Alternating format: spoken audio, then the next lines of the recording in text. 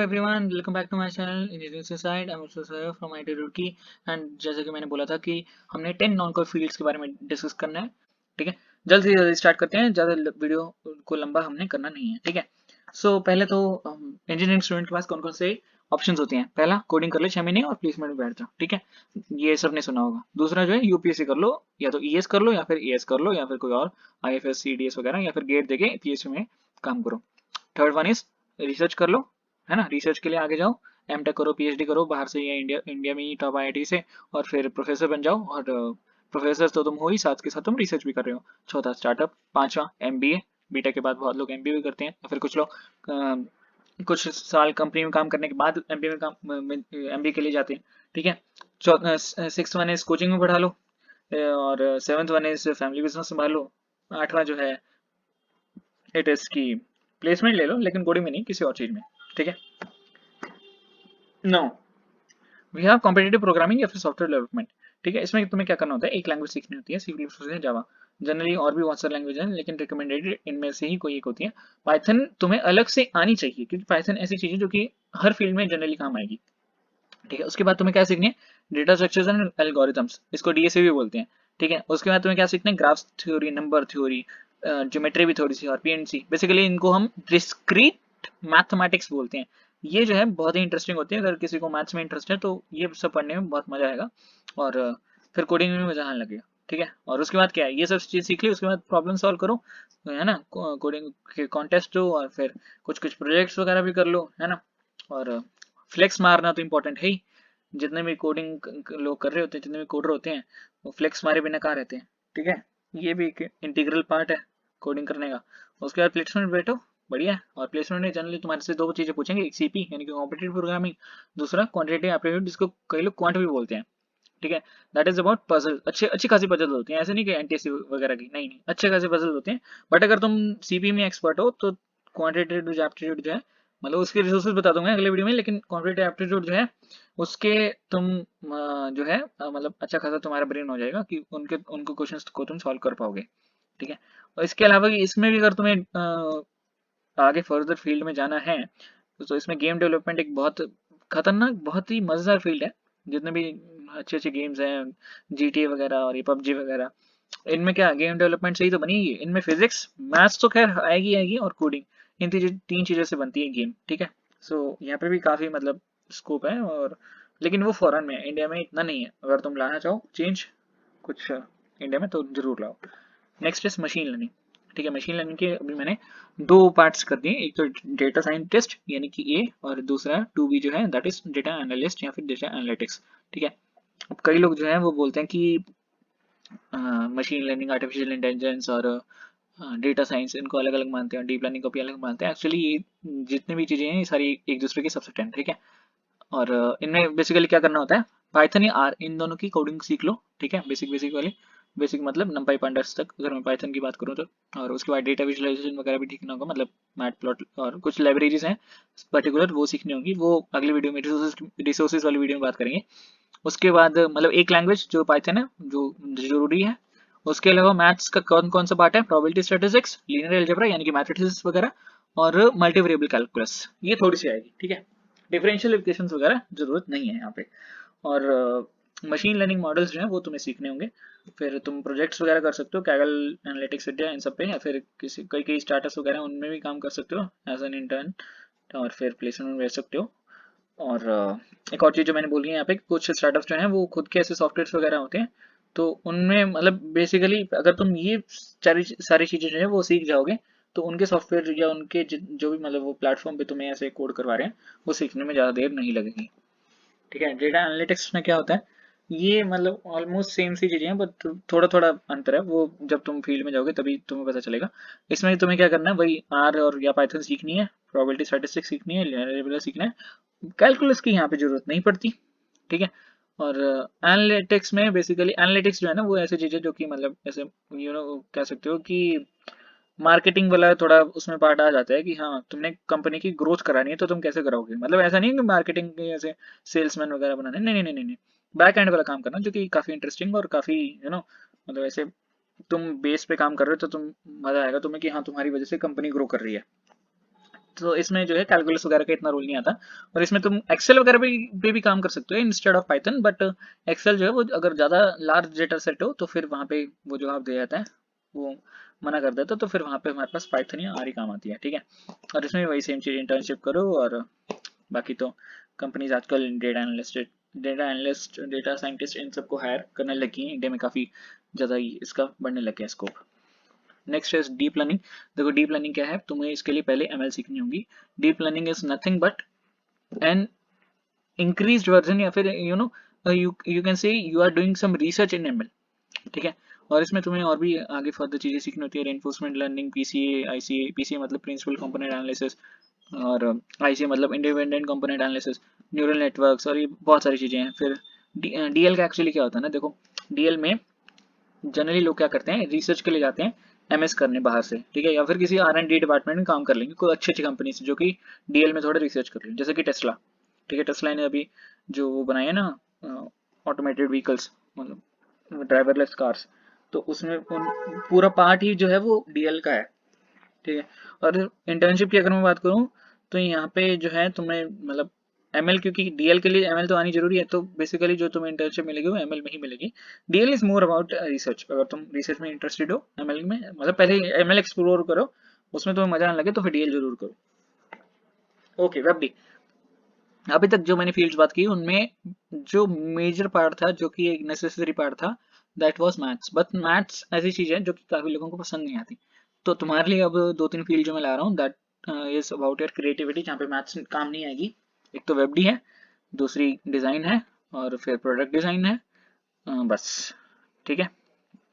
सो इसमें क्या है वेब डी में, यही HTML, CSS, JavaScript, bootstrap, PHP, OOP, WordPress, Flutter, बहुत सारी चीजें हैं सीखने को। Web D is never ending, ठीक है। इसमें बेसिकली तो वेबसाइट को डिजाइन करना है, कौन सी चीज कहाँ तुम प्लेस करोगे, कहाँ पे कौन सा बटन होगा, उसका उसके वो दिखेगा कैसा, उसका विजुअल्स कैसे होंगे, उसको क्लिक करोगे तो उसका इंप्रेशन कैसा जाएगा, वो सारी चीजें जो है ना वेब डी में आएंगी।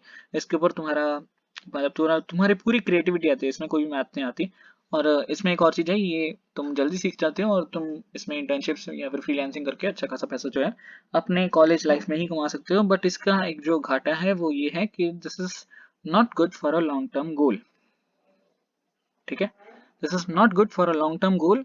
लॉन्ग टर्म में ये इतना बेनिफिट नहीं देता, ऑल्दो तुम्हें शॉर्ट टर्म में अर्निंग्स करा सकता है, मगर एक्सेप्शनल केस निकल जाए तो वो बात अलग है, अदरवाइज जनरली जो है मतलब कोडिंग करनी ही पड़ती है, और उसमें मैथ्स है ऑफ कोर्स, ठीक है। डिजाइनिंग की अगर बात करूं तो डिजाइनिंग में भी वही ग्राफिक डिजाइनिंग या फिर यूआई यूएक्स। ग्राफिक डिजाइनिंग जो कि मैंने, मेरी फोटो बचपन की फोटो है और इसका मैंने वेक्टर आर्ट बनाया है, वही सेम चीज़ है ग्राफिक डिजाइनिंग। इसमें और भी मतलब बहुत सारी चीजें होती है डिजाइन करने की। बेसिकली देखो तुम अपने अराउंड जितनी भी चीजें देखोगे ना, हर चीज को डिजाइन किया हुआ है, हर चीज को। तुम्हारे मोबाइल फोन का कवर, ठीक है, तुम्हारे अगर तुम लैपटॉप हो चला रहे हो तो लैपटॉप का शेप, उसके बटन्स के ऊपर लिखे हुए फॉन्ट, ठीक है, और फॉन्ट भी हर हर चीज में डिजाइन घुसा हुआ है, ठीक है। इनफैक्ट अगर तुम स्नैपचैट चलाते हो तो वो तो ऐसा ऐप है जो वो जो बिटमोजी हम यूज करते हैं ना, वो पूरा ही डिजाइन के ऊपर बेस्ड है, ठीक है। इनफैक्ट स्नैपचैट ने बहुत सारे वो भी दिए थे, स्नैपचैट ने अभी तक उसका रिकॉर्ड है कि उसने सबसे ज्यादा हाईएस्ट पेइंग इंटर्नशिप दी थी, ठीक है, डिजाइनर्स, मतलब उसमें ही सबसे ज्यादा पेमेंट हुई थी, और if I am not wrong that was around 8 lakhs to 8.5 lakhs per month, जो कि बहुत ज्यादा अब तक का रिकॉर्ड है ये, ठीक है। और मतलब मैं ऐसा नहीं बोलूंगा कि इसमें इतना पैसा है तुम इसको ऐसे देख के इतना हैरान होके इसी में घुस जाओ, नहीं नहीं नहीं नहीं, ऐसा मत करना। अल्टीमेटली पैसा हर फील्ड में मिल जाएगा, बट द पॉइंट इज कि तुम अपना इंटरेस्ट देखो, ठीक है। तो इसमें कोई भी फिजिक्स वगैरह मैथ्स वगैरह कुछ नहीं है, इसमें क्रिएटिविटी है, ठीक है। और इनिशियल लेवल पे अगर तुम सीखना चाहो तो फोटोशॉप, इलस्ट्रेटर, कैनवा, ये सब ट्राई करो। और बाकी तो देखो इसमें भी इंटर्नशिप वगैरह वही वेब डेव वाला काम है कि तुम सीख जाओगे तो जल्दी लग जाएगी, अच्छा खासा पैसा आएगा। फ्लेक्स मार सकते हो कि मैं इंटर्न लगवा ली मैंने, मतलब ऐसे मैं कमा रहा हूँ, कॉलेज में ही अर्निंग्स कर रहा हूँ, बट लॉन्ग टर्म में उतना बेनिफिशियल नहीं है, एक्सेप्शंस एडेड, ठीक है। और UI UX जो है, UI UX is basically about the interface of the plan, apps वगैरह, और इन सब के इंटरफेस जो होता है ना, कि ऐप ओपन होगा तो कैसा व्यू होगा, फिर उसके आगे फर्दर हम एक और पेज में जाएंगे तो वो कैसा जाएंगे, वो सारा इंटरफेस जो है, जैसे कि तुम गूगल चला लो, क्रोम चला लो, या फिर यूट्यूब चला लो, या फिर फेसबुक चला लो, हर किसी के मतलब ओपन होने का स्टाइल, फिर कौन सा बटन कहाँ पे होगा, वो सबके एक डिज़ाइन, एक पूरा स्ट्रक्चर वे होता है कि कहाँ पे कौन सी चीज़ होगी। तो वो सब आती है यूआई यूएक्स डिज़ाइन में, ठीक है। और यूएक्स जो है एक्चुअली सिर्फ इसी के ऊपर बेस नहीं है, और भी इसमें चीज़ें होती हैं। तो पहले यूआई करना होता है, फिर यूएक्स, उसके बाद तुम प्रोडक्ट डिज़ाइन में घुस सकते हो। प्रोडक्ट डिज़ाइन क्या है? कोई भी प्रोडक्ट है ना, कोई भी कंपनी को प्रोडक्ट बनाती है, पहले उसका प्रोटोटाइप बनाती है। प्रोटोटाइप में डिजाइनिंग आती है। तुम अगर अपनी शूज की भी बात करो ना, तो शूज की भी ऐसे प्रॉपर डिजाइनिंग होती है कि उसका शेप कैसी होगी, ऊपर से कवरिंग कैसी होगी, ऊपर से मतलब कौन से तरीके का फाइबर यूज करेंगे उसको बनाने में, फिर जितना भी लेदर वगैरह जो भी होता है यूज करेंगे, सोल कैसी होगी, वो सारी चीजें जो है वो डिजाइनिंग में आती है। प्रोडक्ट डिजाइन भी बहुत वास्ट फील्ड है, ठीक है। इसमें भी मतलब ऑल्दो प्लेसमेंट्स उतने अच्छे मतलब नहीं लिखते, डिपेंड करता है तुम्हारे मतलब तुम कहाँ पे, अगर किस्मत पे भी डिपेंड करता है, और तुम कहाँ पढ़ रहे हो उस पर भी डिपेंड करता है। इंटर्नशिप वगैरह तुम देख सकते हो। और बाकी तो देखो थोड़ा रिस्की है, लेकिन रिस्क है तो इश्क है ना। सो इसके बारे में बता ही चुका हूँ, तो ज़्यादा नहीं बताऊंगा मैं। Next, consultancy. सो कंसल्टेंसी क्या है, मैंने एक वीडियो बनाई थी एमबीए वर्सेस प्लेसमेंट्स। उसमें मैंने एमबीए के ऊपर पूरी चर्चा की थी कि किसकी कितनी फीस होती है, कितना इसमें मतलब आगे स्कोप है, करनी चाहिए कि नहीं करनी चाहिए। बीटेक के बाद तुम्हारी प्लेसमेंट लोगे तो कितना तुम्हें सैलरी मिलेगी, और एमबीए के बाद लोगे तो कितनी सैलरी मिलेगी, एमबीए के बाद सैलरी में इंक्रीज इतना क्यों आ जाता है, सडन इंक्रीज क्यों आ जाता है, वो सारी चीज़ें सुंदर पिचाई के बारे में भी हमने बात की थी। वो अगर वीडियो तुमने नहीं देखी, दिसंबर में डाली थी मैंने, if I am not wrong 4 या फिर 11 दिसंबर को, वो जाके तुम देख लो, ठीक है। So it's basically nothing but one of the सब फील्ड्स ऑफ मैनेजमेंट, ठीक है। इसमें बेसिकली वही काम है कि तुम्हें कंपनी को ग्रो कराना है, ठीक है। और कंसल्टिंग, देखो कंसल्टिंग और प्रोजेक्ट मैनेजमेंट दो दो चीजें होती हैं। प्रोजेक्ट मैनेजमेंट जो है वो कंपनी के खुद के लिए होती है। लाइक कोई कंपनी है, वो ऐसे अपने सेल्स वगैरह बढ़ा रही है, या उसको बढ़ानी है, मतलब प्रोडक्ट रिव्यू जो है वो सब इंक्रीज करने हैं, कंपनी की अच्छी वैल्यू लानी है, ठीक है। तो उसके लिए खुद के लिए अगर कर रही हैं तो that is under project management. और मतलब मोटे मोटे तौर पे समझा रहा हूँ मैं, इसके डिटेल में और भी थोड़े डिफरेंसेस हो सकते हैं। और कंसल्टेंसी जो है वो तुम होगे तो किसी कंपनी में, लेकिन वो जो कंपनी है वो बाकी सारी कंपनीज को असिस्ट कर रही होंगी कि तुम कैसे ग्रो कर रहे हो, ग्रो कर सकते हो, ठीक है। लाइक टीसीएस तुमने अगर सुनी हो, टाटा कंसल्टेंसी सर्विसेज सर्विसेज जो है, that assist other companies to की वो ग्रो कैसे कर सकती है। अगर तो और अच्छा एग्जांपल देना चाहूँ तो तुमने अगर हर्षद मेहता की जो वेब सीरीज है वो देखी हुई है, तो उसने जो कंपनी खोली थी ना, ग्रोमोर, वो एक्चुअली तुम अगर तुम्हें ध्यान होगा उसमें उसने बोला था कि एक कंसल्टेंसी कंपनी चालू करते हैं, अगर ध्यान आ रहा हो, ठीक है। और इसमें है ना, तुम्हें रीडिंग हैबिट जो है वो होनी चाहिए, ये मस्ट है। कंसल्टेंसी में, प्रोजेक्ट मैनेजमेंट में, फाइनेंस में, इन सब में तुम्हें रीडिंग की हैबिट होनी चाहिए, दैट इज अ मस्ट, ठीक है। और बाकी इसमें देखो केस स्टडीज होती हैं, गेस्टिमेट्स होते हैं, figures, charts, Excel sheets, presentation. देखो मैंने एक्सेल शीट के ऊपर मैंने एक अक्टूबर में वीडियो डाली थी कि अगर तुम अपना टाइम वेस्ट नहीं करना चाहते, थोड़ा यूटिलाइज करना चाहते हो, तो एक्सेल जरूर सीख लो, ठीक है। पावर पॉइंट सीख लो, एक्सेल सीख लो, ये बहुत काम आएंगे। ये तुम्हारी, अगर तुम्हें काम नहीं भी आएंगे तुम्हारे आगे फर्दर लाइफ में, तो तुम्हारी प्रोडक्टिविटी को बहुत इंक्रीज कर देते हैं ये, ठीक है। और गेस्टिमेट, गेस्टिमेट क्या होते हैं? It's basically guess plus estimate.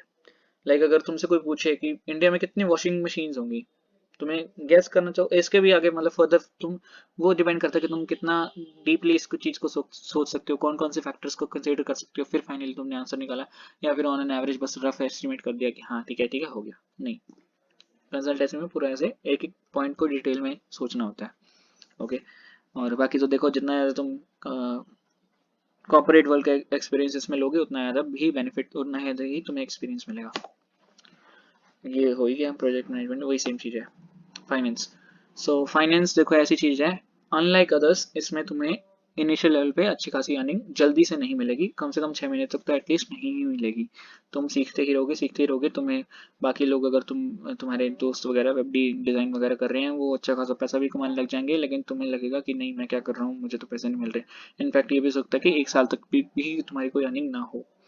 और ठीक है, लेकिन आगे ये फील्ड बहुत वास्ट है और इसमें पैसा भी बहुत है, लॉन्ग टर्म वाली चीज़ है। और कंसल्टेंसी के जैसे इसमें भी तुम्हें ज़्यादा पेशेंट होना, इनफैक्ट तुम्हें ज़्यादा पेशेंट होना पड़ता है। और बीइंग अ रीडर, है ना, इसमें रीड करने वाली बहुत चीज़ें हैं। अगर तुम्हारी रीडिंग हैबिट अच्छी है तो फिर कोई दिक्कत नहीं है। और बहुत वास्ट फील्ड है, इसमें बहुत सारे मार्केट्स, बहुत सारी ट्रेडिंग, बहुत सारी चीजें होती हैं, options market, equity market, derivative market, mutual funds, डेप्ट market, currency market, crypto currency, पता ही कितनी चीजें होती हैं, ठीक है। सो सारी डिटेल्स में अभी डिस्कस नहीं करेंगे, अगली वीडियो में जो मतलब रिसोर्सेज वगैरह उसमें तुम जाके देख सकते हो, और आगे अगर और वीडियो की जरूरत होगी तो भी मेरे को कमेंट सेक्शन में बता देना। अभी के लिए ये जान लो कि फाइनेंस मोटे मोटे तौर पे क्या है, क्वालिटेटिव और क्वांटिटेटिव है। क्वांटिटेटिव में बेसिकली क्या होता है, मैथ्स का रोल आता है, ठीक है। तुम्हें मतलब उसका डिसाइड करना कि कर्व जो है वो कैसे ऊपर जाएंगे कैसे नीचे जाएंगे, उसमें तुम मॉडल्स वगैरह भी लगाते हो, कुछ फिजिक्स के रूल्स भी लगाते हो अगर तुम बहुत ज्यादा रिसर्च में चल जाए क्वांट के।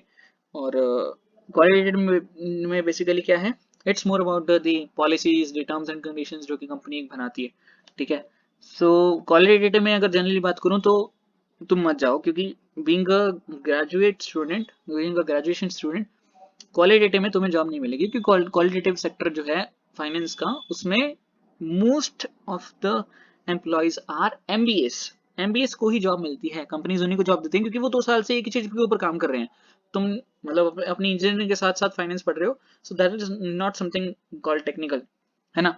सो वो उसमें क्वालिटेटिव सेक्टर में तुम्हें उतना ऑप्शंस नहीं मिलेंगे, क्वांटिटेटिव में बहुत सारे मिल जाएंगे, ठीक है। और इसमें भी आगे बहुत सारे मतलब ऐसे एग्जाम्स वगैरह होते हैं, NISM, CFA, FRM, बहुत सारी चीजें होती हैं, ठीक है। तो वो रिसोर्सेज वाली वीडियो में डिस्कस कर लेंगे, या फिर कभी और अलग से वीडियो बनाना चाहो तो इसके, हालांकि ये ऐसा टॉपिक है कि इसके ऊपर अलग से वीडियो बनानी बनती है। आगे चलते हैं, तो इसमें ये हो गया। हाँ, एक लास्ट पॉइंट जो है वो मैं बोलना चाहूंगा, वो ये है कि देखो, अगर तुम फाइनेंस के प्लेसमेंट की बात करो, अगर तुम्हारे कॉलेज अच्छा है, तुम्हारे फाइनेंस की प्लेसमेंट लगती है, तो वहां पे भी पाइथन तो तुम्हें आनी चाहिए, यहाँ पे पाइथन मस्ट है, ठीक है। पाइथन तुम्हें आनी चाहिए, और उसके बाद कई कंपनीज जो हैं, मतलब तुम्हारे कॉलेज में अगर फाइनेंस के वो प्लेसमेंट देती हैं, तो कई कंपनीज जो है CPP डिमांड करते हैं तुमसे, कॉम्पिटिटिव प्रोग्रामिंग। तो वो थोड़ा ध्यान रख लेना, अपने अपने कॉलेज के हिसाब से चल लेना।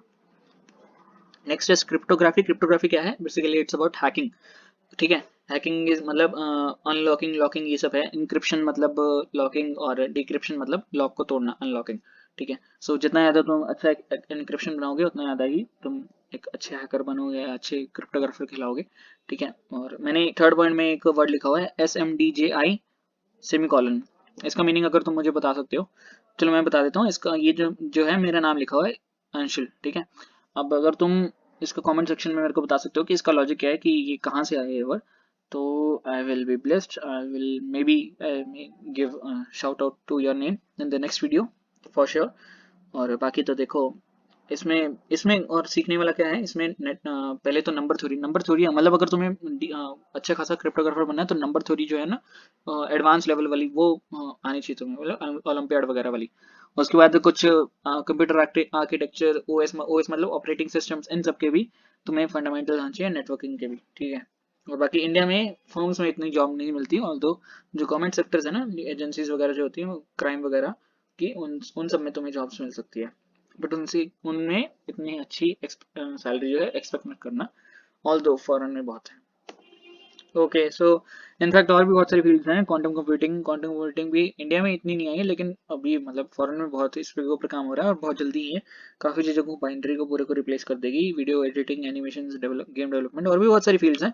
और अगर तुम ये सोचो ना कि मतलब ऐसे ही इतनी फील्ड्स हैं, मैं क्या सीखूंगा क्या, अभी मतलब नहीं, मेरे को तो ऐसे ये हो रहा है वो हो रहा है, डिप्रेशन काइंड ऑफ थिंग, ऐसा कुछ भी, तो डरने की बात नहीं है। तुम्हें अगर पैसे कमाने हैं, तुम एजुकेशन सेक्टर में भी कैसे पैसे कमा सकते हो, if I am are from IIT और NIT, तो उसको उसके जो मतलब GE वाले स्किल्स हैं, उनको यूज करके तुम अपने एजुकेशन स्टार्टअप्स बहुत सारे हैं, उनमें काम करके पैसा कमा सकते हो।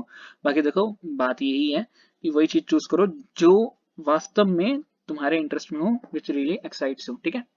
तो ठीक है, चलते हैं फिर, यही वीडियो को यहीं पे खत्म करते हैं।